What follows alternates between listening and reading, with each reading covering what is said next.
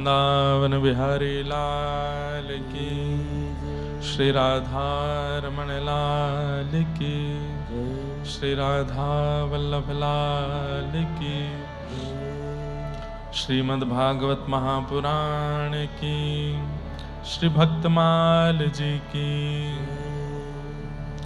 84 कोस व्रजमंडल धाम की, जगत जननी श्री गंगा मैया की, जगत पावनी श्री यमुना मैया की, जगत उद्धारणी श्री गोदावरी मैया की, सर्वदेवमयी श्री गौ माता की, अवधूत श्री दत्तात्रेय भगवान की, देवादिदेव महादेव त्र्यंबकेश्वर भगवान की, सब संतन की, सब भक्तन की, सब विप्रन की, जय जय श्री राधे, जय जय श्री राधे, जय जय श्री राधे। द्वारिकाधीश की। परम मंगल में प्रात पर अखिलेश्वर, अकारण करुणा वरुणालय, भक्तवांछा कल्पतरु, तड़ित विनिंदित पीताम्बरधारी श्री बालकृष्ण लाल की वांगमयी शब्दमयी वाणीमयी प्रतिमूर्ति, हम आप सबके मध्य में विराजमान श्रीमद् भागवत महापुराण एवं ठाकुर जी के मंगलमय भक्तों के चरित्रों से युक्त और ठाकुर जी को अति प्रिय श्री भक्तमाल, जिनके माध्यम से हम लोग 15 दिवसीय भगवत चर्चा का रसस्वादन लाभ श्री दत्त धाम में बैठकर के गोदावरी जी के पावन तट पर दत्त प्रभु का दर्शन करते हुए समस्त वैदिक जन सबके सानिध्य में ये मधुरतम उत्सव मना रहे हैं। यह हमारा परम सौभाग्य है।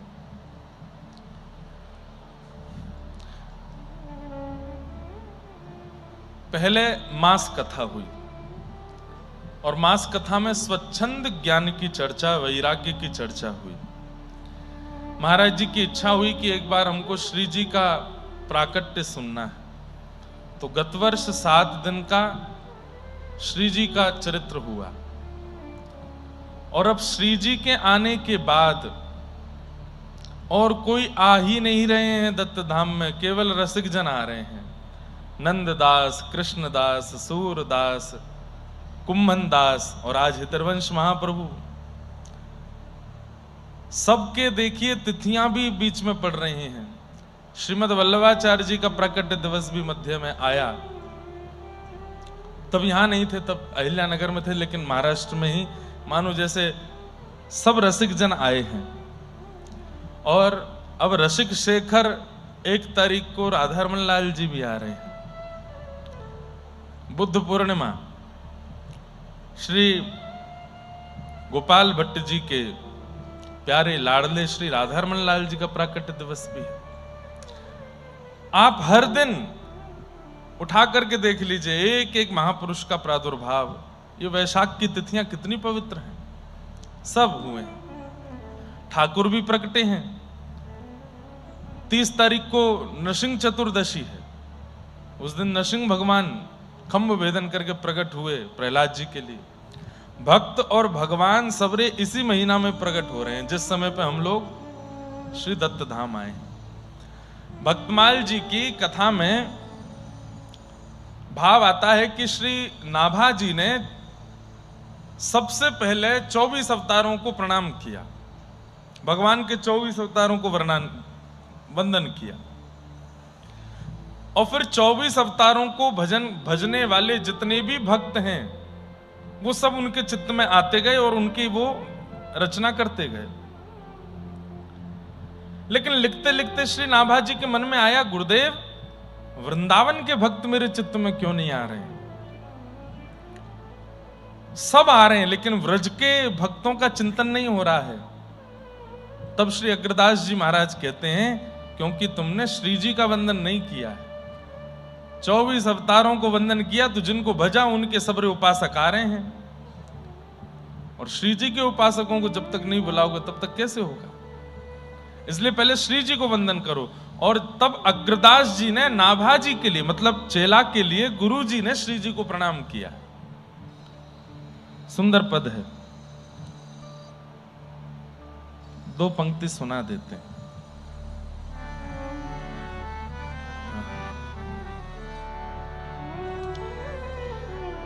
वंदौ श्री राधिका पद पद्म, वंदौ श्री राधिका पद पद्म, परम कोमल शुभग शीतल, परम कोमल शुभग। अग्रदास जी गा रहे हैं, परम कोमल शुभग शीतल, परम कोमल शुभग, कृपायुत सुख कद्म, कृपायुत सुख कद्म, वंदौ श्री राधिका पद पद्म, वंदौ श्री राधिका। रसिक जन जीवन समूली, रसिक जन जीवन अग्रसर वस सदम बंदौ, अग्रसर वस सदम बंदौ, राधिका पद पद्म बंदौ राधिका।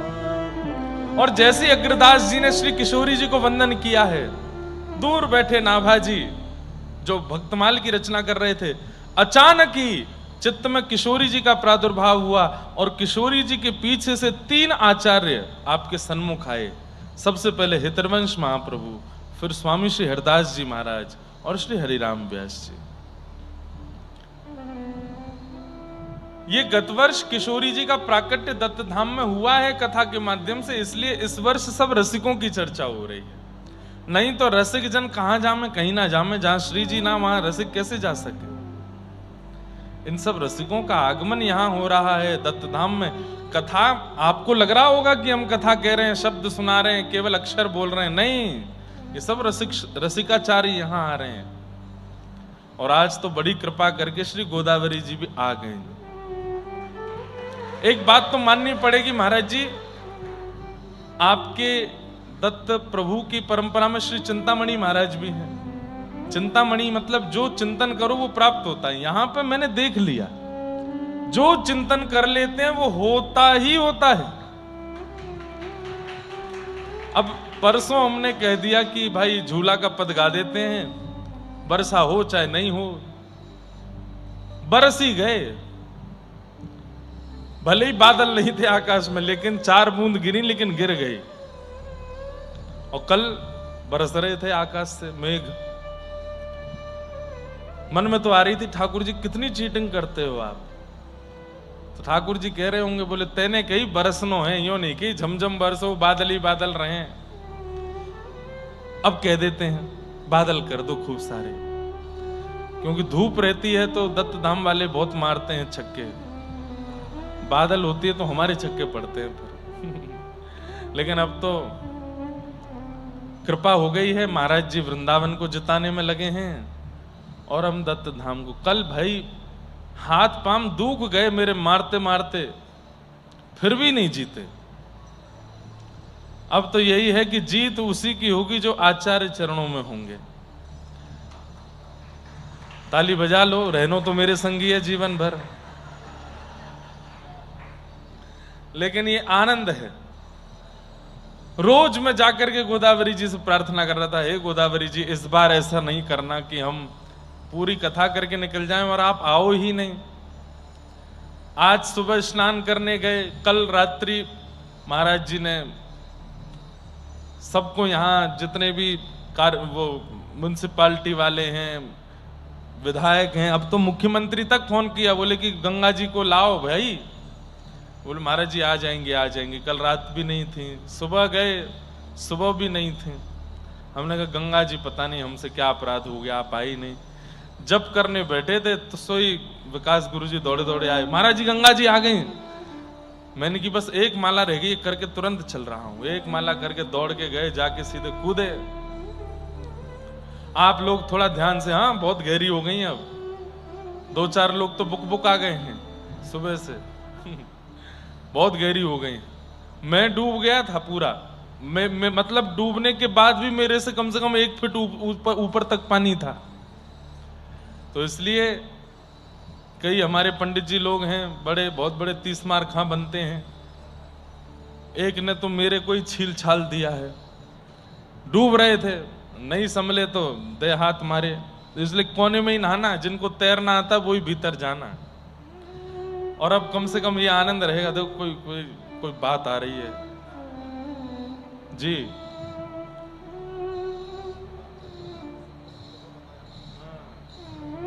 वाह वाह वाह वाह। अब सार्वजनिक तो नहीं बता रहा अभी मैं कल रात में जब मैं सिड्डी पे बैठा था, आप में से कितने लोग बैठे थे? हाथ ऊपर करना। महाराज जी लगभग सबको पता है। अब वो लाइव में बोल दूंगा तो पूरी दुनिया को पता चल जाएगा, तो अभी वो नहीं बताता हूं। तो कल मैंने एक बात बताई थी ना, कितने दिन के लिए आ रहा हूं मैं। हाँ बस बोलो नहीं। उस संकल्प से प्रसन्न होकर के गंगा जी आई हैं, महाराज जी कह रहे हैं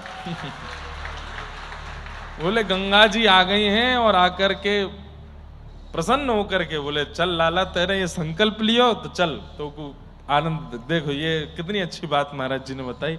और वो संकल्प पूरा होके रहेगा, चाहे जैसे भी होके रहेगा। हम महाराज जी एक पंक्ति गाते हैं कभी कभी, आपके लिए और दत्त प्रभु के लिए गा दें। छोड़ेंगे हम न दर तेरा, इकरार कर लिया, दिल में न जाने सद्गुरु क्या रंग भर दिया। तूने हाथ जिसका थामा, बंदा बना प्रभु का। तूने हाथ जिसका थामा, बंदा बना प्रभु का। जिस पर हुई तेरी नजर, समझो के तर गया वो। जिस पर हुई तेरी नजर, समझो के तर गया। बस महाराज जी की बड़ी कृपा है, दत्त प्रभु की इतनी कृपा है, इतना करुणा, इतना प्रेम दे रहे हैं कि बस मन करता नहीं यहां से जाने का। मन होता है कि दुनिया भर में जितनी कथाएं हो रही हैं सबको बोल दें हम यही कर रहे हैं कथा तुम्हारी, तुम यहीं आके सुन जाओ लेकिन अभी ज्यादा उम्र भी नहीं है हमारी, छोटे से ही हैं। अभी थोड़ी भागदौड़ कर लेंगे तो युवाओं का उद्धार हो जाएगा। जगह जगह जाते हैं कथा करने, इतनी संख्या में युवा आते हैं तो बस लगता है इनके लिए जाना है, इनको सुनाना है। लेकिन अपने लिए भी तो कुछ करना है ना, इसलिए वो करेंगे, दत्त धाम में ही करेंगे और जल्दी करेंगे। गंगा मैया, महाराज जी कह रहे हैं गंगा मैया इसीलिए आई हैं कि तैने संकल्प लियो, मैं आ गई, अब तू संकल्प को पूरा कर। करेंगे जरूर। गिरधर लाल जी प्रार्थना करते हैं कि बहुत जल्दी वो संकल्प पूरा हो। और मैंने कल भी कहा था कि महाराज जी ने सामर्थ्य तो दे दी है, अब बस मेरे प्रयास की आवश्यकता है और वो प्रयास होगा, जरूर होगा। आज एकादशी का पावन दिन है और एक हम निवेदन छोटा सा कर दें। भारतवर्ष के समस्त संत वृंद आज श्री गौ सम्मान अभियान में लगे हैं। आज 27 अप्रैल को सब संत जन मिलकर के अपनी अपनी तहसीलों में आवेदन पत्र दे रहे हैं कि हमारी गौ माता को उचित सम्मान प्राप्त हो। हमारी प्रार्थना महाराज जी की सन्निधि में यहाँ पर जितने भी लोग हैं वे सब भी एक एक आवेदन पत्र तैयार करके और दत्त धाम से भी यहाँ की तहसील में पहुंचे। और उसमें कुछ करना नहीं है, बस हमको सरकार से मांग करनी है कि हमारी गोपाल की गैया, सबसे पहले तो गौ हत्या पूरे भारत में पूर्ण रूपेण प्रतिबंधित हो। किसी भी रूप में अब गौ तस्करी, गौ हत्या का नाम भी ना सुनने में आवे। वो तभी होगा जब गौ माता को उचित राष्ट्र माता का दर्जा मिले। जिस प्रकार राष्ट्र पक्षी है, राष्ट्र पशु है, ऐसे ही राष्ट्र माता यदि गौ बन गई तो उनके लिए नियम बन जाएगा। आप गऊ को फिर कहीं भी ऐसे नहीं ले जा सकते, उनके साथ दुर्व्यवहार नहीं कर सकते, वो राष्ट्र माता है। सब संतों ने बहुत दिनों से प्रयास किया, करपात्री जी महाराज से ये अभियान चलता आया है, आज तक चल रहा है। तो कल हमने एक वीडियो भी जारी करके सब युवाओं से निवेदन किया कि आपने नाम जप शुरू कर दिया है, आपने गुरु दीक्षा ले ली है, आपने कथाओं में आना शुरू कर दिया है, राष्ट्र धरोहर अथवा राष्ट्र आधार का सम्मानित पद प्रदान करें। कोई भी एक पद दें, ये अलग अलग पद हैं, एक पद पर गौ माता को सम्मानित किया जाए। दूसरा, गौ सेवा हेतु केंद्रीय कानून लागू हो और केंद्रीय गौ सेवा मंत्रालय बने। एक मंत्रालय का गठन हो जहां पे गौ माता के लिए ही सब एक मंत्री हो, इसी के ही, जो गौ माता के संवर्धन के लिए कार्य करें, जिससे संपूर्ण भारतवर्ष में समान रूप से देसी गौवंश की सेवा हो सके। और एक बोर्ड बने जिसका नाम हो गोचर बोर्ड, जहां चारा सुरक्षा नीति तय हो। जिस प्रकार हम आप सब लोगों के लिए अन्न की व्यवस्था सरकार रखती है, अगर कल को दुर्भिक्ष भी हो जाए तो भी हम भूखे नहीं रहेंगे, हमारे लिए व्यवस्था है। लेकिन गैया के लिए ऐसा कुछ नहीं है। अगर बारिश हो जाती है, फसल खराब हो जाती है, किसी भी प्रकार से चारे में पानी चला जाता है, तो गैयाओं के लिए कोई भोजन नहीं होता। तो इसलिए गोचर बोर्ड बने जहां पर गायों के लिए चारा सुरक्षा नीति तय हो, गौ आराधित कृषि सुनिश्चित हो, खेती भी गौ आराधित हो, जहां पर किसी भी प्रकार के औषधि का प्रयोग ना करके केवल गौ मूत्र, गौ गोबर आदि आदि से गौ कृषि हो। ये सब सरकार चाहे तो हो सकता है। वेद लक्षणा गौवंश से प्राप्त पंचगव्य उत्पादों का निर्माण एवं वितरण बने। ये 4 सूत्र हैं जिनको लेकर के गौ सम्मान अभियान हो रहा है। हम लोग भी आज पूज्य महाराज जी के संग इस अभियान में सहभागिता व्यक्त करेंगे। पूज्य मलुकपीठ वाले महाराज जी का हमको आज्ञा हुई कि आपको इस अभियान में जरूर दत्त धाम से भी सबसे प्रार्थना करनी है। मैंने कहा महाराज जी सिर के बल प्रार्थना करेंगे। तो आज इतने सारे लोग यहाँ जुड़े हैं और जो लोग भी लाइव देख रहे हैं, कुछ जाएगा नहीं आपका, केवल एक पत्र लिख करके उसमें उचित गौ माता के लिए जो आपके भाव हैं अपनी तहसील में जाकर के जमा कीजिए। इसके पश्चात हम 3 महीने तक प्रतीक्षा करेंगे। तो अप्रैल अभी चल रहा है, मई जून जुलाई, 27 जुलाई को अगर सरकार की तरफ से कोई 3 महीने के अंदर इस पर प्रक्रिया नहीं होती है तो फिर सब संतजन, किसी भी प्रकार का कोई अनशन नहीं होगा, किसी भी प्रकार का कोई और जो लोग करते हैं हड़ताल आदि, ये सब कुछ नहीं होगा। बहुत प्रेमपूर्ण, हम सब वैष्णव हैं, हम लोगों को ज्यादा लड़ाई झगड़े में सुख नहीं मिलता। उसके बाद एक और गति होगी, फिर उसके बाद अपने राष्ट्रीय स्तर पर भी उसके किया जाएगा, प्रधानमंत्री आवास पर पत्र भेजे जाएंगे। उसके बाद फिर 3 महीना प्रतीक्षा की जाएगी, तब भी उत्तर नहीं मिलेगा तो फिर राष्ट्रपति को खटकाया जाएगा। हम केवल पत्र लिख लिख करके भेजेंगे और केवल प्रतीक्षा करेंगे। आप सब जितनी संख्या में पत्र वहां पर आवेदन करेंगे और इस भाव को प्रस्तुत करेंगे तो सरकार सोच में पड़ेगी कि भाई इतनी संख्या में लोग चाहते हैं कि ये हो, तो वो होगा। इसलिए आज एक बार सब लोग अपने अपने घरों पर भी फोन कर दीजिए और एक पत्र वहां भिजवाइए। इसके लिए और अधिक जानकारी के लिए आप लोग इंटरनेट पर इसके जो गौ सम्मान आह्वान अभियान ऐसा डाल करके इसकी पूरी जानकारी ले सकते हैं। वहाँ पर कुछ नंबर वगैरह भी हैं, उन पर आप मिस कॉल करके वहाँ से व्हाट्सएप पर जुड़ के आगे की सब गतिविधियों से जुड़ सकते हैं। ठाकुर जी ऐसी कृपा करें कि इस साल की जन्माष्टमी आवे उससे पहले पहले ठाकुर जी की प्यारी गौ माता राष्ट्र माता बने, ऐसी प्रार्थना है। हम सब श्री दत्त प्रभु को प्रणाम करते हुए उनके पीछे ही विराजमान हैं गैया मैया, और श्री दत्त प्रभु से भी प्रार्थना करें गोदावरी जी में आज एक एक गोते भी लगावें, पर ये आवेदन जरूर पहुंचाना है और उसमें निश्चित ये भाव रखना है कि हमारा आवेदन पहुंचे। जितनी संख्या में आवेदन पहुंचेंगे सरकार को उतना भार पड़ेगा इस कार्य को करने के लिए, और ये कार्य हो जाए तो हमारी पीढ़ियों के जो संत हैं, करपात्री जी महाराज आदि आदि सब संत कितने प्रसन्न होंगे हमारे इस भाव से। तो आज एकादशी के पावन अवसर पर ये शुभ कर्म करना है, गौ माता के लिए एक रक्षा का भाव जागृत करना है।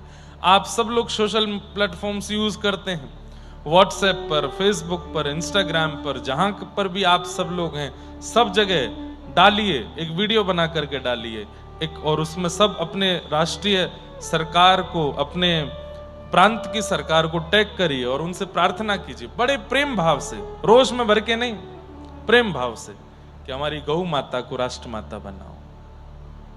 ऐसा आप सबको करना है आज और जरूर करिएगा, ऐसी हमारी प्रार्थना है। अवधूत चिंतन श्री गुरुदेव दत्त। आज हितरिवंश महाप्रभु का भी चरित्र हम थोड़ा सा सुनेंगे। नंददास जी का चरित्र पहले विश्राम कर देते हैं। तो नंददास, कल हम लोगों ने बड़े प्रेम भाव से सुना कैसे नंददास जी पर कृपा उनके गुरुदेव की हुई।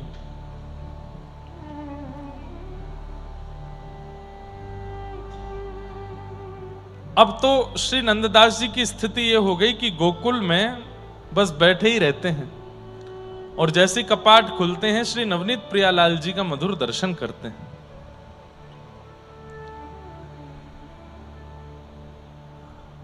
एक दिन सुबह सुबह का समय था, मंगला, और मंगला में गोसाई श्री विठलनाथ जी ने जैसे ही कपाट खोले हैं और कहा नंददास क्या अनुभव हो रहा है, क्या दिख रहा है, तभी दिखता है कि श्री नंददास जी को प्रत्यक्ष ठाकुर जी का अनुभव हो रहा है। पहले भी प्रत्यक्ष ठाकुर जी तो दिखे थे, लेकिन आज जिस रूप में दिख रहे हैं वो अद्भुत है।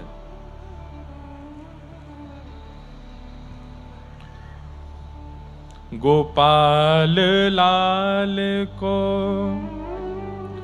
मोद भरी जसुमत होल रावत। गोपाल लाल को मोद भरी जसुमति होल रावे। अब झांकी का दर्शन करो। हमारे नवनीत प्रियालाल जी जो हैं, एक बात कह दूं अगर आप लोग मानो तो, जिन किन्हीं के पास भी लड्डू गोपाल हैं, वैसे उनका नाम लड्डू गोपाल नहीं है, वो नवनीत प्रियालाल है। वो हाथ में लड्डू नहीं है, मक्खन है, वो माखन लाल है। अगर नवनीत प्रियालाल जी की सेवा आपके घर में विराज रही है, रोज पालना झुलाइए, नित्य पालना झूलते हैं। वो छोटे से हैं, उनको सिंहासन पर विराजमान करना चाहिए, उनके लिए आसन बनाना चाहिए, अच्छी बात है, पर एक छोटा पालना ले लीजिए और श्रृंगार के बाद बालभोग पवा करके ठाकुर जी को तुरंत पालना, चाहे 4 झोटे लगाओ, लेकिन नित्य ठाकुर जी को पलना झुलाना चाहिए। ये हमने आज ही पढ़ा है और ये परिपाटी स्थापित की श्रीमद् वल्लभाचार्य महाप्रभु ने। बोले लड्डू गोपाल यदि घर में विराज रहे, नवनीत प्रियालाल यदि घर में विराज रहे, तो पलना रोज आना चाहिए ठाकुर जी का। नित्य पलना झूलते हैं, वो पलना में ही रहते हैं। श्री वल्लभाचार्य महाप्रभु जी के चरित्र में एक बात आती है कि आपके नवनीत प्रिया लाल जी जब प्रारंभ का समय था, इतने ज्यादा वैष्णव नहीं थे, इतनी व्यवस्था भी नहीं थी, मंदिर भी सुव्यवस्थित नहीं था, तो आपने अपने ऊपर के ऊपर ना 2 छोड़ अपनी पत्नी को पकड़वाए और 2 छोड़ स्वयं पकड़े, उपरना का झूला बना के लाल जी को झूला झूलाते थे रोज। क्यों? ये छोटे से गोपाल जी हैं और ये इससे बड़े होंगे भी नहीं, ये छोटे ही रहेंगे। अब घुटमुन बालक कब चलता है? जब चलना नहीं सीखता तब तक बालक घुटमुन चलता है, और घुटमुन बालक को पलना ही झुलाना चाहिए। तो वो छोटे से लाला हैं, उनको नित्य पलना झुलाओ। तो जिनके घर भी लड्डू गोपाल विराज रहे हैं, आज हम इस बात को आपसे निवेदन करके कहते हैं, एक पलना ले आइए, रात्रि में शयन बिस्तर पर कराओ, सेज पर कराओ, सुबह श्रृंगार गोद में बैठा के करो, बाल भोग आसन पर बैठा के करा दो, पर बाल भोग के बाद फिर लाल जी को पलना में बिठाओ और उसके बाद थोड़ी देर पलना झुलाओ, ठाकुर जी को पलना झुलाओ। जैसे एक छोटे से लाला की सेवा होती वैसे, तो नवनीत प्रिया लाल जी आज भी पलना झूलते हैं। श्रीनाथ जी में नित्य पलना आता है ठाकुर जी का। श्रीनाथ जी तो सहज विराजते हैं, नवनीत प्रिया लाल जी पलना में रहते हैं। नंददास जी ने दर्शन किया और पहले तो केवल गोपाल जी दिखे थे, लेकिन आज नंददास जी को यशोमती श्री यशोदा मैया भी दिख रही हैं और यशोदा मैया की गोद में लाला बैठे। अब यशोदा जी कैसे प्रेम कर रही हैं लाला को, ये नंददास जी को दिख रहा है। गुसाई श्री विठलनाथ जी उनके पद में सुन रहे हैं कि इनको दिख क्या रहा है। अब सुनो क्या कर रहे हैं। गोपाल लाल को मोद भरी यशोमति हुल रावे। हुल रावे मतलब ऐसी गोद में लेकर के यशोदा मैया हुलुलुलुलु, हाँ मेरो लाला, छोटो सो लाला, ऐसे कर रही हैं। और ये नंददास जी को दिख रहा है। मुख चुंबती देखती सुंदर तन, मुख चुंबती देखत सुंदर तन, आनंद भर भर गावती, आनंद भर भर गावती। एक बात मैं कहूं, अपने ठाकुर जी से कोई भी निजी, जो आप अभी सुन रहे हैं यशोदा मैया जी की स्थिति, जगत के सामने ऐसा कभी नहीं करना। एकांत में आपके लाल जी आपके हैं, वहां आप कुछ करो भी तो कुछ किसी को दिख नहीं रहा है, पर अगर एक व्यक्ति भी आपके अलावा कोई सामने है तो अपने ठाकुर जी के साथ में ज्यादा कुछ लीला मत करो। लेकिन एकांत में आप ठाकुर जी के साथ हो, और ठाकुर जी कोई दिखावे के लिए नहीं, कोई भाव से नहीं, ठाकुर जी लगने लगे कि हाँ मेरी गोदी में आने चाहते हैं, वो मेरे ऊपर चढ़वे वारे हैं और बड़ा बहुत प्रेम आ रहा है, तो ऐसे हृदय से लगा लिया करो गोपाल जी। यशोदा मैया क्या कर रही हैं। मुख चुंबती देखत सुंदर तन, मुख चुंबती आनंद भर भर गावती, आनंद भर भर गावती। कभी इस कंधे पर, कभी इस कंधे पर, कभी इस गोद में, कभी इस गोद में लाला को बदल बदल करके सुख दे रही हैं यशोदा मैया। और मंगला में सबको केवल नवनीत प्रियालाल दिख रहे हैं और श्री नंददास जी को यह दृश्य दिख रहा है। कबहू पलना मेल झुलावत, कबहू पलना मेल झुलावत, कबहू स्तन पान करावती, कबहू स्तन पान करावती। कभी कभी यशोदा मैया पलना झुलाने लगती है। झूलते हुए पलना में ठाकुर जी उठ बैठते हैं और पलना के कोने में आकर के मैया के वक्ष का स्पर्श करते हैं, मानो मैया से कहते हैं मुझे दूध पिलाओ। तो नंददास जी देख रहे हैं, झूलते झूलते लाला को ऐसे उठा करके मैया अपना पयोधर पान कराती है और श्री ठाकुर जी प्रेम मुदित होकर के मैया का स्तन पान कर रहे हैं। नंददास प्रभु गिरिवर धर को, नंददास प्रभु गिरिवर धर, ओ नंद दास प्रभु गिरिवर धर को, नंद दास प्रभु गिरिवर धर हे निरख निरख सुख पावत, ओ निरख निरख सुख पावत। गोपाल लाल को मोद भरी, गोपाल लाल को मोद भरी, यशुमत हुल रावत, यशुमति गोल रावत।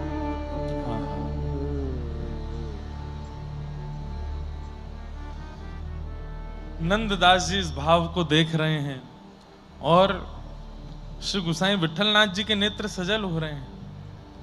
ये वही नंददास है, एक छत्रानी के पीछे बावला हो गया था, और आज देखो ठाकुर जी की कैसी मधुर झांकी दिख रही है। बंधुओं, साधन से बहुत कुछ प्राप्त होता है, नियम से बहुत कुछ प्राप्त होता है, व्रत अनुष्ठान से बहुत कुछ प्राप्त होता है, लेकिन कई बार साधन ना भी किए जाएं, व्रत अनुष्ठान नियम ना भी किए जाएं, केवल गुरु आप पर रीझ जाए तो साधन का फल, अनुष्ठान का फल, नियम का फल, व्रत का फल सब गुरु की प्रसन्नता से प्राप्त हो जाता है। वो खुश हो जाएं बस आपसे, आपको देख के मुस्कुरा जाएं, रीझ जाए गुरु आप पर, सब दे देता है। कुछ नहीं था नंददास जी के पास, लेकिन केवल गोसाई श्री विठलनाथ जी खुश हो गए, इन पर रीझ गए। और अब देखो वो दिख रहा है जो सोचा भी नहीं था, जो विचार भी नहीं आया था।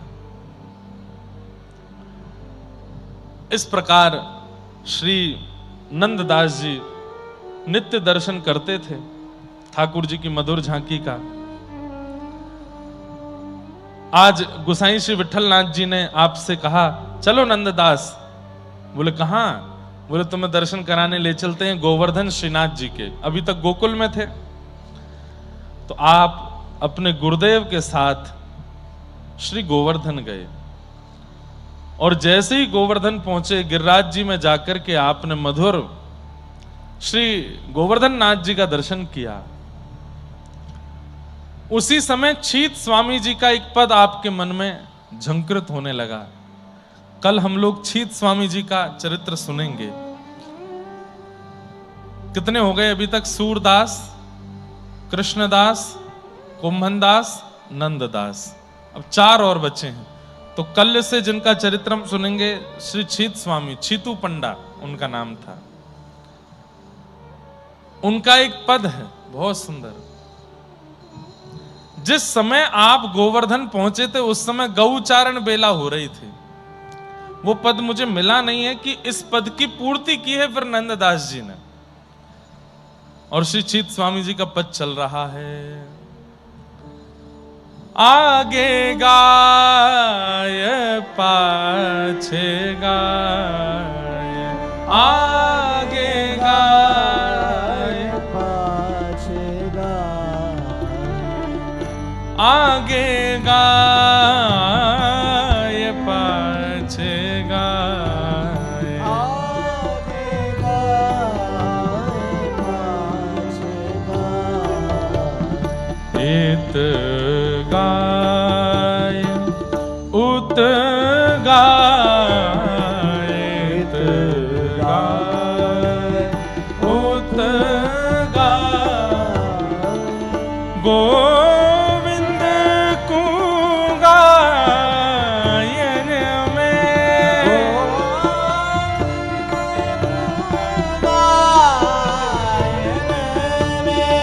बसी वो ही भावे, बसी वो ही बिल्कुल यही झांकी दिख रही है।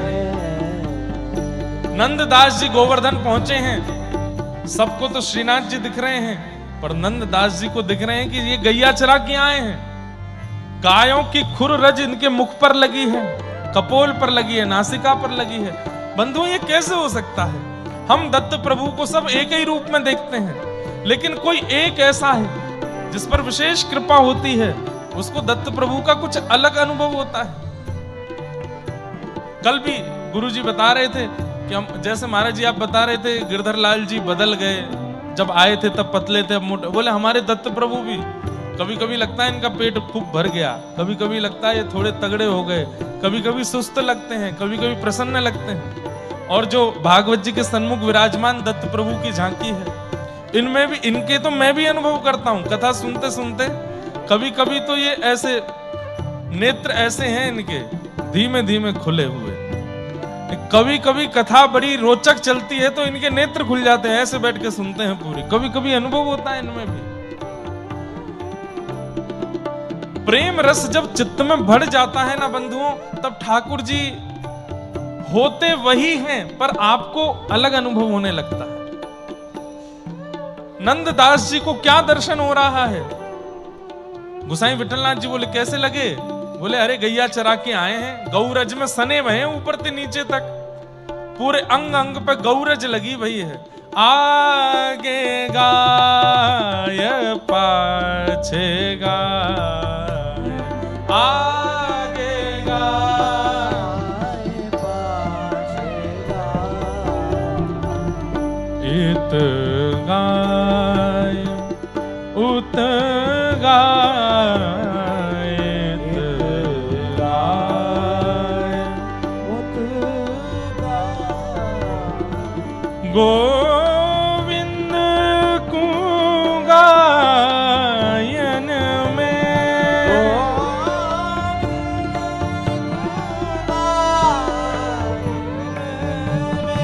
बसी वो ही भावे, बस वही भावे। हे गायन सो ब्रज छायो, सो ब्रज छायो, वैकुंठ हु बिसरायो,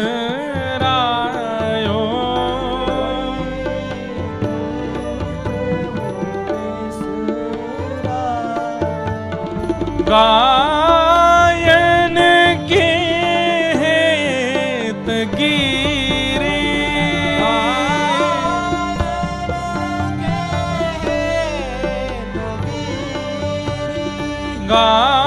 गायन के हेत गिरी,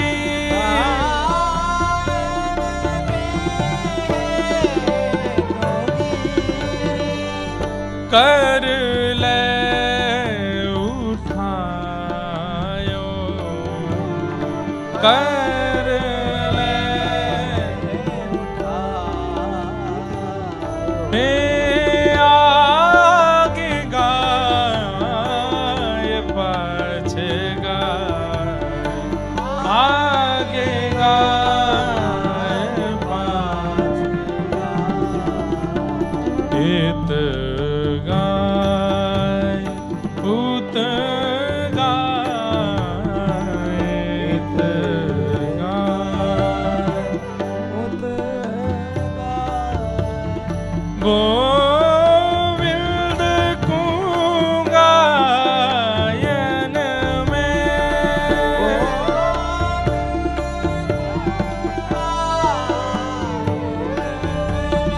बसी वो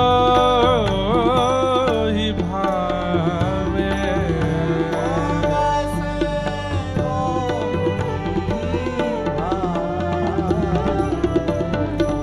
छीत स्वामी गिरधारी, शीत स्वामी गिरधारी, विठलेश वपुधारी, विठलेश वपुधारी, वारिया को भेष धरे,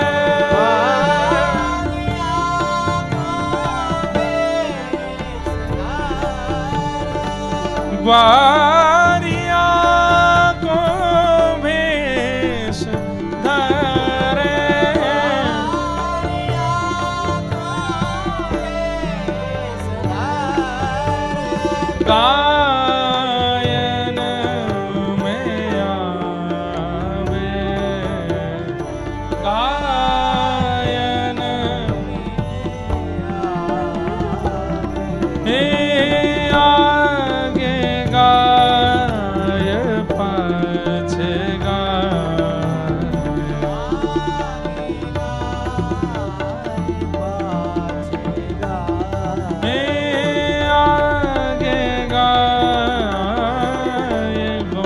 पाछेगा।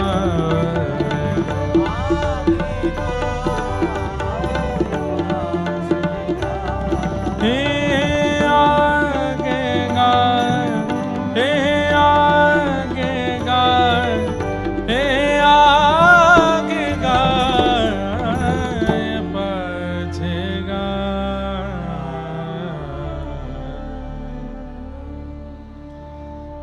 कभी आपके ठाकुर जी आपसे रूठ जाएं, क्या करोगे?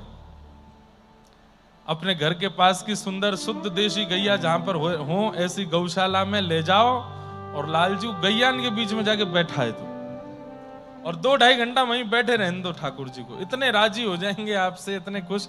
इतनी आसानी से रीझने वाला कोई देवता है? घर का बालक रूठ जाए, उसको ले जाके गौशाला में बैठा दो और रूठ जाएगा। गोबर में बैठा दिया, गौमूत्र में बैठा दिया ले जाके। तो हमारे ठाकुर जी कैसे हैं? 56 भोग मत पवाओ, कुछ और मत खवाओ, बस वो गैयाओं को देखने में उनको इतना अच्छा लगता है। गैया रमाती हैं, गैया चारा चरती हैं, गैया गौमूत्र करती हैं, गैया गोबर करती हैं, गैया अपने ऐसे सींग हिलाती हैं, गले की घंटी बजती है। ठाकुर जी को इतना सुख मिलता है उसमें। कभी अगर लगे कि आपके घर के लाला आपसे रूठ गए, गौशाला ले जाओ और गैयान के बीच में बैठा दो, रहो राजी यहीं पे। और ज्यादा प्रसन्न करना हो, ठाकुर जी गोद में लो और उनके हाथ से छुपा के गैयाओं को बढ़िया बढ़िया सब्जी पवाओ, गैयाओं को गुड़ खवाओ, गैयान को खूब आनंद करा दो। ठाकुर जी सबसे राजी हो जाते हैं, इतने खुश हो जाते हैं। बस फिर महीना 1.5 महीना में लेके जाते रहना। उनकी सबसे बढ़िया पिकनिक ही वही है कि गौशाला ले चलो, उनको गैया दिखा लाओ। गौ देखना बहुत प्रिय। नंददास जी ने जब श्रीनाथ जी के दर्शन किए तो गौ चारण का दर्शन हुआ कि अभी गैया चरा के आए हैं। मुखमंडल पर पूरी रज लगी है।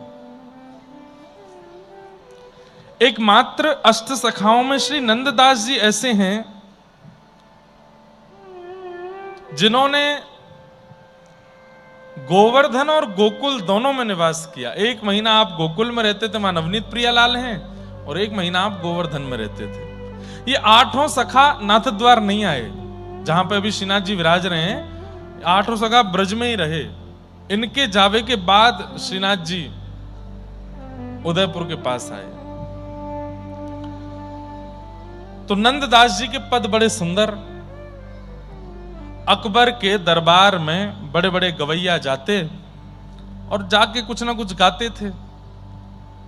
एक नंददास जी की नित्य अमृतमयी वाणी सुनने वाली एक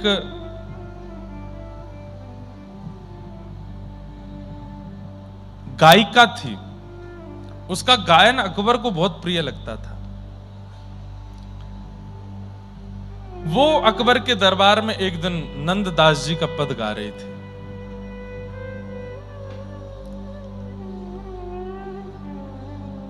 रास का पद है, अंत में सुनाऊंगा।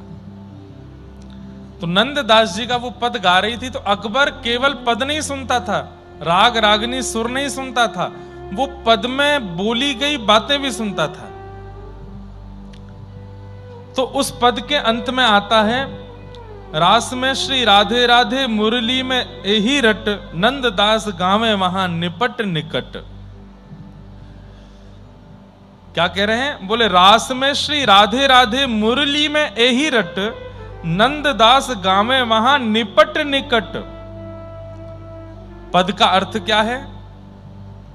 बोले रास में जब ठाकुर जी वंशी बजा रहे हैं तो वंशी में राधा नाम की धुनी आ रही है, और इस प्रकार नंददास जी वहीं रास में बैठ करके, बिल्कुल निकट में बैठ करके इस समस्त रास का दर्शन कर रहे हैं और स्वयं भी नाच रहे हैं। अकबर ने तुरंत बीरबल को बुलाया। तानसेन कहां है? बोले बुलाते हैं। बोले बुलवाओ। बोले पद में क्या लिखा है? बोले इस पद में लिखा है कि ऐसे ऐसे ठाकुर जी वंशी बजा रहे हैं और उसमें राधा नाम प्रकट हो रहा है, और नंददास गावे तहां निपट निकट। नंददास वहां निकट में बैठ करके गा रहे हैं। बोले कुछ भी बोल दे, कुछ भी लिख रहे हैं। कैसे हो सकता है? ये 5000 साल पुरानी लीला है और इसमें नंददास कहां से पहुंच गए वहां पे? कवि को वास्तविकता लिखनी चाहिए, झूठ नहीं लिखना चाहिए। तो जो गायिका थी उसने कहा मेरे गुरुदेव नंददास रास देख रहे थे तभी उन्होंने गाया है, वो ऐसे नहीं बोलते। अकबर ने कहा अच्छा, इनको बंदी बनाओ और नंददास जी को दरबार में बुलवाओ। नंददास जी महाराज के पास जाकर के तानसेन बीरबल दोनों ने निवेदन किया कि अकबर ने आपको बुलाया है, थोड़े क्रोध में है, आप चलो। बोले क्यों क्रोध में है? बता दिया, ये वाला पद सुना दिया और इस पद में आपने ये कहा है, तो हंसने लगे। बोले वो रहस्य जानना चाहते हैं कि आपने ऐसा क्यों लिखा। आप तो अभी के हो और रास तो बहुत साल पहले हो गया था ठाकुर जी का, 5000 साल पहले द्वापर में हुआ था। आप वहां जब थे ही नहीं तो आपने ये क्यों लिखा कि आप निपट निकट निकट बैठे हो। नंददास जी बोले गोपनीय लीला है, सबको नहीं सुनानी चाहिए। अब देखो इस कथा से क्या, ये अंत है। नंददास जी इसके बाद भगवत धाम प्रस्थान कर जाएंगे। बहुत रचनाएं हैं नंददास जी के, कई पद ऐसे हैं वो सबको समझ में आने वाले नहीं। रस के पद बहुत ज्यादा हैं, रस के, रास के, श्रृंगार के बहुत पद हैं। नंददास जी की इस कथा से क्या सीखेंगे कि आपको यदि कुछ अनुभव होता है ठाकुर जी की लीला में, किसी को बताओ मत। स्वप्न अनुभव होता है, लीला अनुभव होता है, भाव अनुभव होता है। हां, हम व्यास हैं, हमारा तो काम ही यही है कि अनुभव आपको बताना ताकि आपके चित्त में विश्वास प्रगाढ़ हो, पर आप मत बताना। इसका हम भुगतान करते हैं। एक अनुभव बताने पर 2 महीने तक, 2.5 महीने तक कोई अनुभव नहीं होता। रस बतावे से रस घटे, ये नियम है रस रीति का। ये नियम है कि रस बताने से रस घटता है। आपके साथ दत्त प्रभु ने कुछ लीला की और आपने बता दिया, होगी नहीं फिर लीला। 6 महीने तो भूल जाओ, ठाकुर जी नहीं आएंगे। प्रचार से बहुत बचते हैं। अपने भक्त के साथ क्या कर रहे हैं इसका प्रचार भले ही बाद में हो जाए, लेकिन वो भक्त स्वयं प्रचारित करे, ठाकुर जी को अच्छा नहीं लगता। प्रेम प्रचार का विषय नहीं है, प्रेम गुप्त रखने का विषय है। अब नंददास जी से अकबर पूछना चाह रहा है कि आपने क्यों लिखा निपट निकट। नंददास जी बोले क्यों बताऊं मैं। बीरबल तानसेन बोले कि आप चलो अकबर के पास।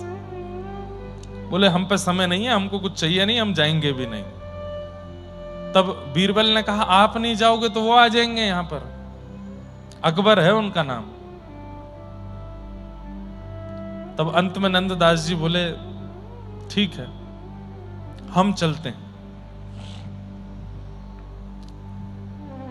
नंददास जी पहुंचे और जैसे ही वहां पहुंचे हैं अकबर ने कहा आप क्या गाते हैं पद में, एक बार आपके मुख से सुनना है। तब नंददास जी गा रहे हैं, देखो देखो री नागर नट निर्तत कालिंदी तट। देखो री नागर नट निर्तत कालिंदी तट। देखो री नागर नट। ये अंतिम पद है नंददास जी का, रास का पद है, अंतिम पद है नंददास जी का। सब लोग गाइएगा। देखो देखो री नागर नट निर्तत कालिंदी तट। देखो री नागर नट। हाँ गोपिन के मध्य राज मुकुट लकट। हाँ गोपिन के मध्य राजे हाँ गोपिन के मध्य राज मुकुट की लकट। हाँ गोपिन के हो देखो देखो री नागर नट निर्तत कालिंदी तट। देखो री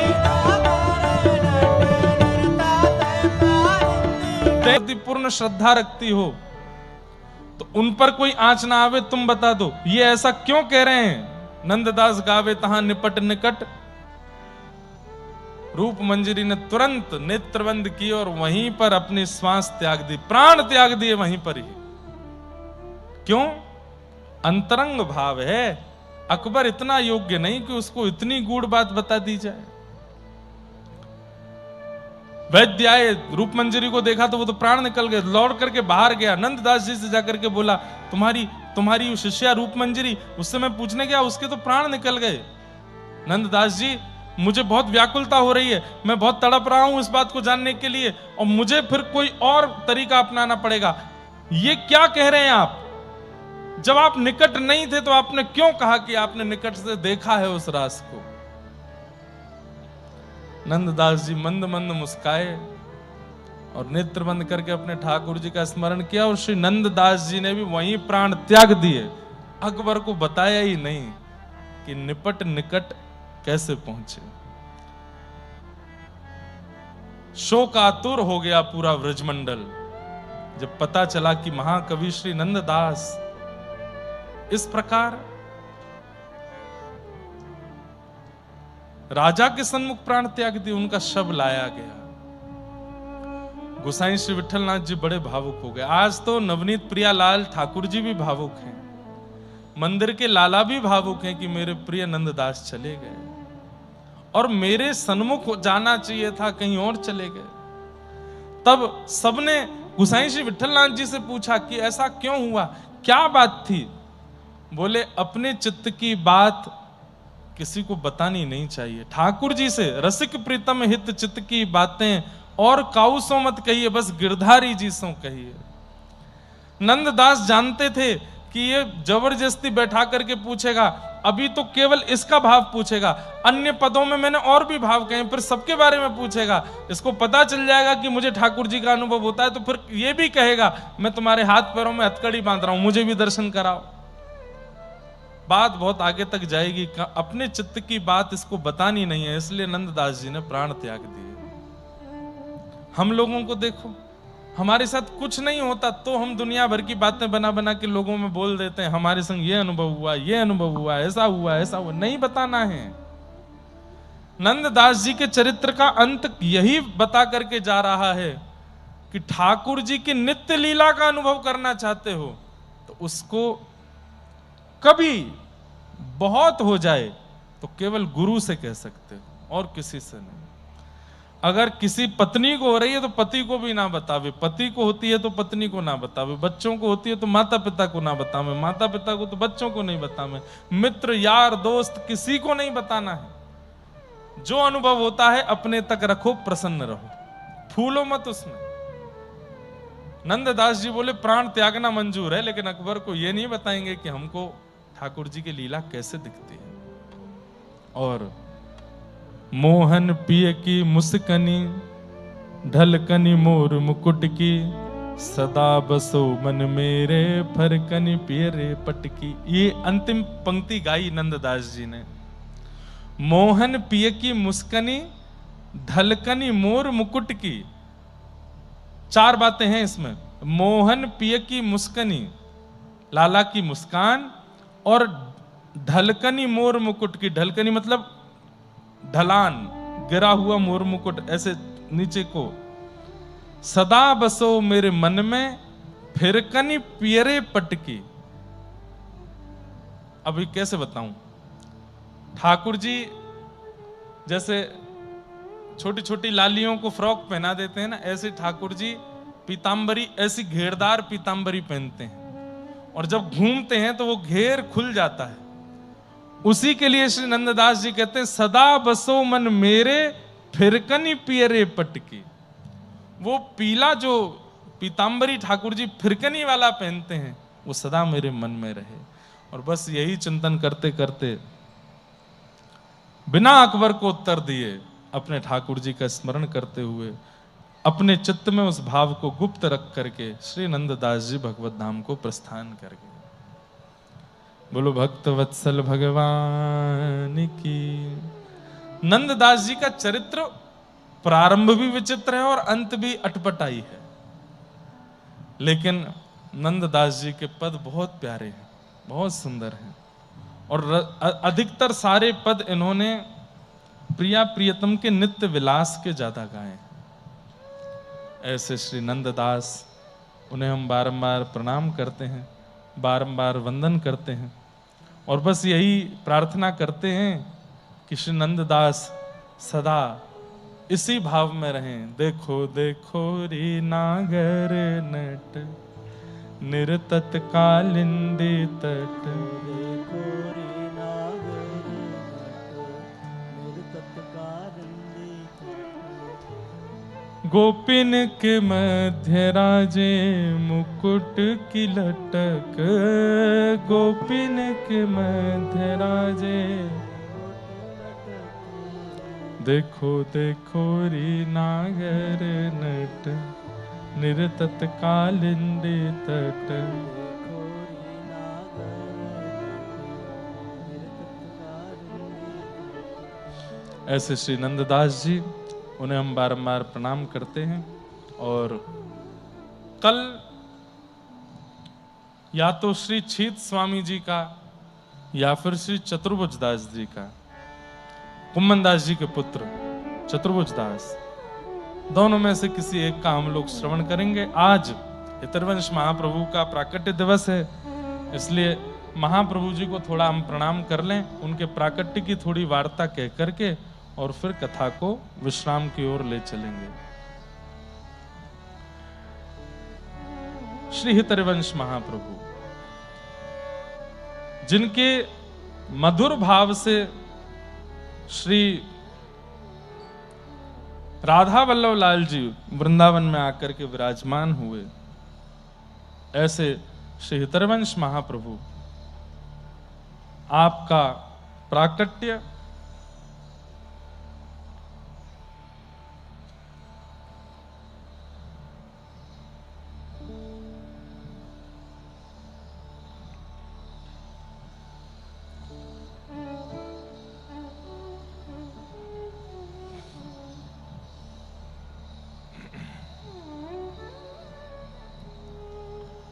देवबन नाम का एक स्थान है, हरिद्वार से थोड़ा पहले पड़ता है। पहले उसका नाम देववन था, अब उसका नाम देवबंद हो गया है, क्योंकि वहां अधर्मी बहुत रहते हैं, और इतनी बड़ी उनकी वो बनी है जहां पर वो लोग अपना सब करते हैं, उसका नाम ही बदल दिया है देवबंद। वहां पर श्री हितरवंश महाप्रभु का प्रादुर्भाव हुआ। आपके पिता श्री व्यास मिश्र जी और माताजी श्री तारा माता जी, दोनों के यहाँ आपका जन्म हुआ। पहले तो आपका जन्म हो नहीं रहा था, तब आपके ताऊ जी, जिनका नाम था श्री नरसिंह आश्रम जी, वो सन्यास ले चुके थे। एक बार भ्रमण करते हुए देवबंद आए तो उनके छोटे भाई व्यास मिश्र जी और उनकी पत्नी तारा माता दोनों प्रणाम करने के लिए गए, और नरसिंह आश्रम जी से जाकर के आपने प्रार्थना की। तब व्यास मिश्र जी को देख करके उन्होंने कहा, कुछ इच्छा है मन में? तो बोले नहीं नहीं, कुछ इच्छा नहीं है। तारा माता की ओर देखा तो मां के मन में इच्छा थी कि एक संतान हो। तब उन्होंने देख करके कहा कि देखो, इस जन्म में क्या, कई जन्मों तक तुम्हारे संतान नहीं है, इसलिए भगवत कृपा मान करके आप दोनों प्रेम से रहिए। तब इनकी पत्नी, मतलब कि महाप्रभु जी की माता जी ने एक बात कही नरसिंह आश्रम जी से। बोले, भगवान एक बात बताइए, आप जैसे संत भक्तों को प्रणाम करने का फल क्या है? एक छोटी सी इच्छा यदि हम जीवात्माओं की आप पूरी नहीं कर सकते, तो फिर आप लोगों को प्रणाम करने का फल क्या है? नरसिंह आश्रम जी ने इसके उत्तर में बहुत थोड़ा कहा भी कि ऐसे नहीं कहना चाहिए कि हम केवल इसलिए प्रणाम कर रहे हैं कि हमारी इच्छा पूरी हो। बोले, हमारी कोई इच्छा ना भी हो तो भी आपको प्रणाम करने से इतना तो प्राप्त होना चाहिए कि सामने वाले की जो जरूरतें हैं वो पूरी हो जाएं, और हमारी कोई और जरूरत तो नहीं, बस ये वंश रुक जाएगा, वंश वर्धन हो। तब नृसिंह आश्रम जी ने ध्यान लगाया, ठाकुर जी से प्रार्थना की, भगवान की वंशी उनको ध्यान में दिखाई दी। तुरंत उन्होंने उत्तर देते हुए कहा, चिंता मत करो, कुछ नियमों का पालन करके रहना और आपके घर भगवान के ही परिकर आएंगे।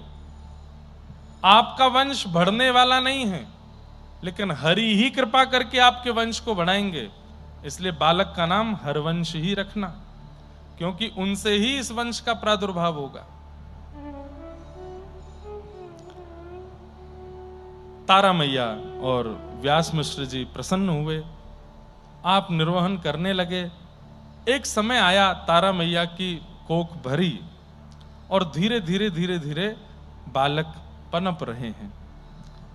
लेकिन कुछ महीने ही व्यतीत हुए थे कि तारा मैया को अचानक से श्री यमुना जी का दर्शन होने लगता था, अचानक से श्री गिरिराज जी की तलहटी का अनुभव होता था, अचानक से श्री वृंदावन के, जो कभी वृंदावन गई ही नहीं थी अपने जीवन काल में, अचानक से उनको वृंदावन का स्मरण स्फूर्ति होती है। क्यों? क्योंकि गर्भ में जो है वो तो वृंदावन के ही है ना, भगवान की वंशी है। आपने व्यास मिश्र जी से प्रार्थना की कि मुझे वृंदावन का अनुभव होता है चित्त में। व्यास मिश्र जी बोले, हम कभी वृंदावन तो गए नहीं, फिर वृंदावन का अनुभव कैसे होता है? बोले, अब ये नहीं पता, बस मेरा मन है कि एक बार वृंदावन ले चलो। अरे देवी, इस अवस्था में, इस स्थिति में कैसे लेके चलूं? अभी तो तुम्हारा हिलना डुलना उठना बैठना भी मना है। बोले, बस कैसे भी ले चलिए, मैं व्याकुल हो रही हूं, मुझे नहीं पता ये क्या हो रहा है मुझे, पर मुझे वृंदावन जाना है। चित्त में या तो ठाकुर जी हैं, चित्त में या तो ठाकुर जी हैं या चित्त में कोई भगवत भक्त है, तो धाम का स्मरण सहज स्वभाव से बनता ही रहेगा। यहां गर्भ में हितरवंश महाप्रभु हैं, इसलिए तारा मैया को वृंदावन की बहुत स्मृति होती है। व्यास मिश्र जी राजा के कुलगुरु भी थे। आपने बादशाह से जाकर के कहा, हमारी पत्नी की बहुत इच्छा है वृंदावन जाने की, पर वो गर्भवती हैं। तब राजा ने कहा, चिंता मत करिए, मुझे आगरा जाना है, मार्ग में ही वृंदावन पड़ेगा, मेरा तो पूरा सेना का दलबल चलेगा, उसी में एक पालकी में आपकी पत्नी को भी ले चलेंगे। और यही हुआ, पालकी में लेकर के तारा मैया वृंदावन गई। वृंदावन जाकर के मानो जैसे अत्यंत भूख लगी हो किसी व्यक्ति को, उसको अन्न मिल जाए तो वो तृप्त हो जाता है, ऐसे तारा मैया तृप्ति का अनुभव करने लगी। संध्या का समय हुआ, व्यास मिश्र जी बोले, अब चलें यहां से आगे, राजा का पूरा पड़ाव आगरा तक है, तो आपका जाने का मन ना हो। लेकिन जैसे तैसे आप ने बहुत कहा और तारा मैया को ले गए। लेकिन ठाकुर जी की तो योजना थी कि बालक का जन्म व्रज में ही हो।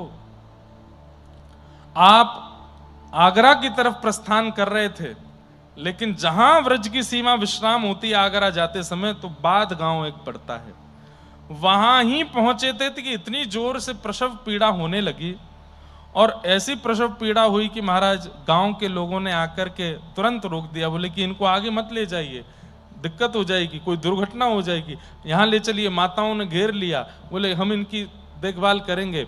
और उसी प्रसव पीड़ा में 10वीं का दिन प्रस्थान हुआ, एकादशी का दिन प्रारंभ हुआ, और एकादशी के दिन अद्भुत किलकारियां गूंजने लगी कक्ष में।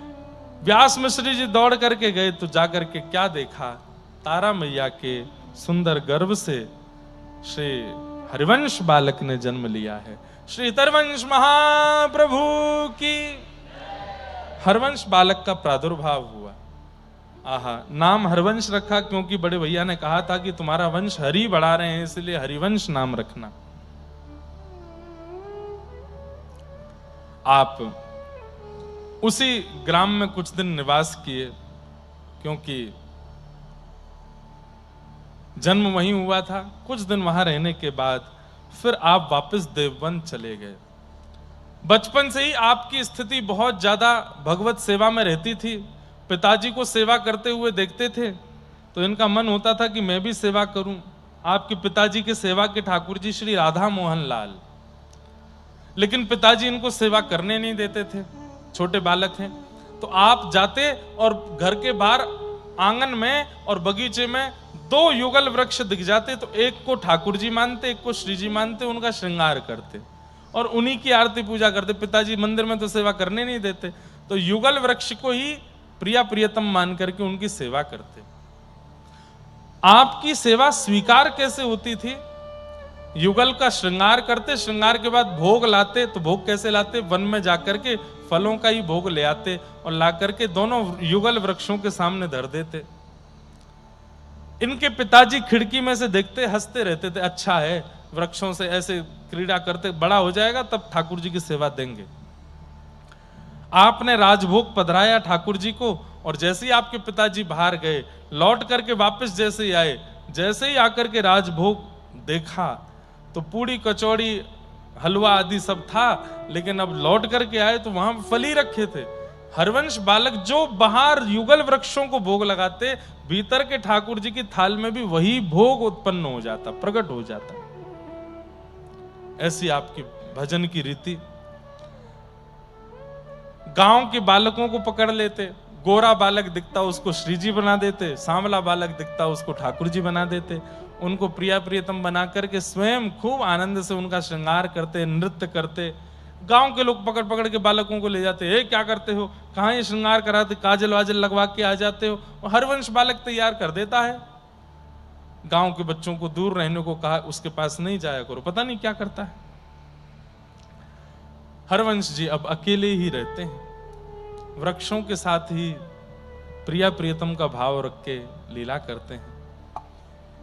आपका नियम बाल्यकाल से ही था कि आप ठाकुर जी का प्रसाद ही पाते थे। प्रसाद पाते थे मतलब जल भी बिना ठाकुर जी को निवेदित किए पीते नहीं थे।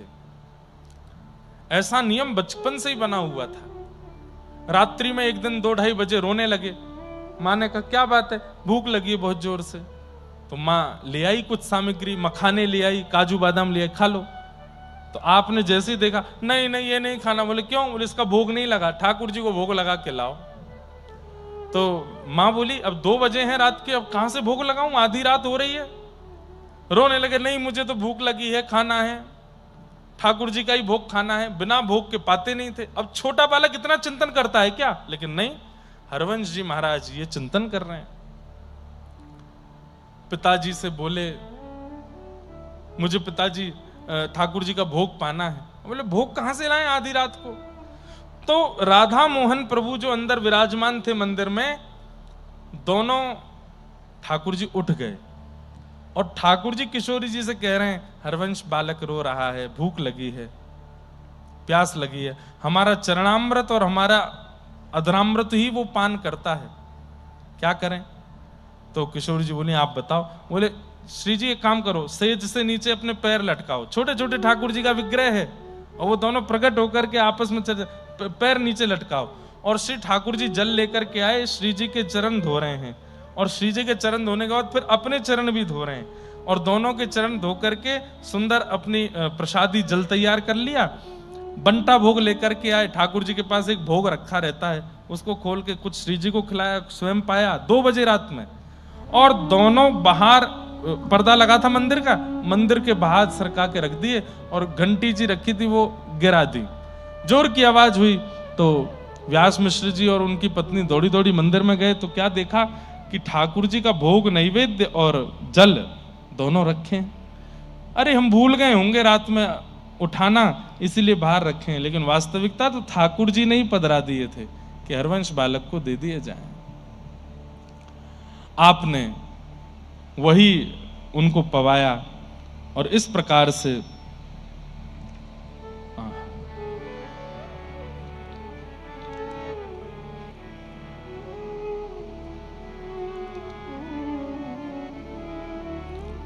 इस प्रकार आपका भाव चलता रहा। ठाकुर जी के प्रति इतनी प्रीति, इतना भाव रखते थे, किसी और लीला सुख में आपका मन नहीं लगता था। तब सब लोगों ने मिलकर के कहा कि इनका विवाह करा दो। और एक समय आने पर आपका विवाह हुआ और रुक्मणी बाई नाम की आपकी पत्नी थी जिनसे विवाह हुआ।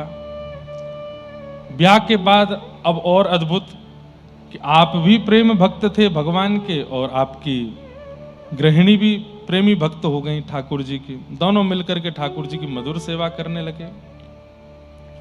तब एक दिन ठाकुर जी ने स्वप्न आदेश करके कहा कि पास के कुएं में हम विराजमान हैं, जाकर के ले आओ। आप जाकर के वहां से लेकर के आए और श्री नवरंगी लाल जी आपको प्राप्त हुए। उनकी सेवा सुंदर प्रेम ढंग से आपने विराजमान की। आपके 4 संतान हुई, श्री वनचंद्र जी, कृष्णचंद्र जी, गोपीनाथ जी और साहेब दे। एक पुत्री हुई। कुछ समय बाद किशोरी जी ने आपको मंत्र प्रदान किया और मंत्र प्रदान करके दीक्षा भी आपकी बाल्यकाल में ही हो गई थी। एक दिन किशोरी जी ने दर्शन देकर के आज्ञा दी कि अब आप वन को चलो, वृंदावन को चलो। तब आप अपनी पत्नी और परिवार से आज्ञा लेकर के वृंदावन को चले। रात्रि में एक गांव पड़ा जिसका नाम था चित्तावल। वहां जब पहुंचे तो वहां श्री जी ने पुनः स्वप्नादेश किया कि जिस गांव में आप रुके हैं यहां पर हमारा एक स्वरूप विराजमान है, उस स्वरूप को यहां से लेकर के वृंदावन जाओ। आपने कहा कहां हैं? बोले आत्मदेव नाम के ब्राह्मण हैं, उनके यहां पर श्री राधा वल्लभ लाल जी विराजमान है। ये आत्मदेव ब्राह्मण ने शिव जी की बड़ी तपस्या की थी और शंकर जी ने प्रसन्न होकर के कहा क्या चाहिए? तो कहा आपके हृदय के जो सबसे प्रिय वस्तु है वो मुझे दे दो। तब शंकर जी बड़े व्याकुल हो गए। बोले मेरे हृदय के सबसे प्रिय तो मेरे घर के ठाकुर जी हैं। बोले आपके घर के ठाकुर जी कौन? बोले श्वेत द्वीप में विराजमान श्री राधा वल्लभ लाल। और श्री महादेव ने वही ठाकुर जी ला करके उनको प्रदान किए थे। ठाकुर जी की इच्छा हुई कि अब आप हमको लेके वृंदावन में विराजो। आत्मदेव ब्राह्मण से कह देना उनकी 2 पुत्री हैं, उनसे आप विवाह करो और विवाह करके ठाकुर जी को लेकर के दहेज में वृंदावन जाओ। आपने जाकर के यही बात आत्मदेव ब्राह्मण से कही। आत्मदेव को भी भगवान ने स्वप्न आदेश कर दिया था कि हरिवंश महाप्रभु आएंगे, उनको हमें दे देना। और तुमको बड़ी चिंता रहती है अपनी पुत्री के विवाह की, दोनों पुत्रियों का विवाह उनसे कर देना।